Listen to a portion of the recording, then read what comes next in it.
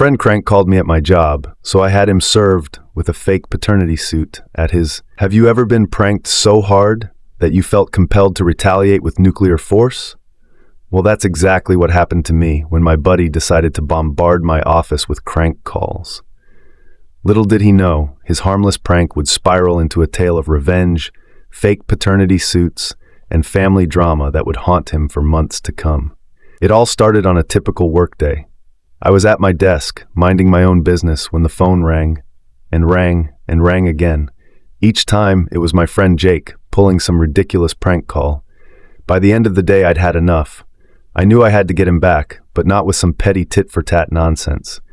No, I needed something big, something that would end this prank war before it even began. Jake was a popular bartender at the local watering hole where I worked as a bouncer on weekends. He was living it up as a bachelor, and I knew I could use that to my advantage. That's when the idea hit me. I'd serve him with a fake paternity suit right in the middle of his shift.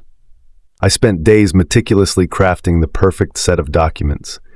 I downloaded every legal form I could find online: paternity suits, income disclosure forms, parental rights statements, even a suggested visitation schedule pending demonstrable proof of sobriety.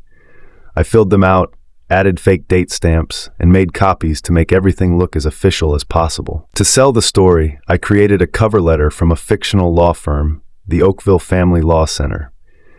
In it, I spun a tale of a Scottish exchange student Jake had supposedly hooked up with the previous summer. According to the letter, she was certain Jake was the father of her baby girl, Lily, and was seeking child support. I set up a voicemail for the fake law firm and encouraged Jake to call during office hours to arrange a DNA test. By the time I was done, I had a stack of paperwork nearly an inch thick. To deliver the bombshell, I recruited another friend, Tom, who Jake didn't know. I instructed Tom to serve the documents around 10 p.m. on a busy Saturday night. I couldn't be there myself. I knew I'd burst out laughing and give the whole thing away. From what I heard later, it went down like this. Tom approached the bar and asked, "Are you Jake Peterson?" Jake nodded. "Yeah, that's me. Jacob Michael Peterson?" Yes." Tom dropped the folder on the bar with a thud. "Paternity suit. You've been served." And with that, he turned on his heel and walked out. Jake, visibly shaken, picked up the folder and muttered, "Yeah, that sounds about right." I watched from across the room as Jake pored over the documents, his face growing paler by the second. He poured himself a stiff drink, then another. Finally, he ran over to the bar owner, who was in on the prank, asking frantically what he should do. After about 10 minutes of watching Jake squirm, the owner finally told him to read the last page carefully. There, in tiny font at the bottom, were the words, "Gotcha, Jake. Payback's a bitch." Jake's relief was palpable, quickly followed by a mix of anger and begrudging respect.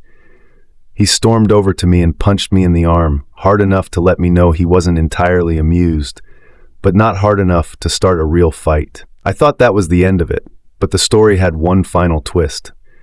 Months later, Jake went on a cross-country trip, leaving his car with his mom.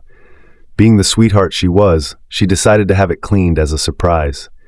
The cleaners found the paternity suit paperwork stashed in the driver's side door, and, of course, his mom read every single page. Jake called me in a panic from his trip. His mom had phoned him in tears, demanding to know why he'd kept her Scottish granddaughter a secret. It took hours to convince her it was all an elaborate prank. In the end, Jake admitted defeat. He swore off prank calls for good, and I learned that sometimes revenge is a dish best served with a side of unintended consequences.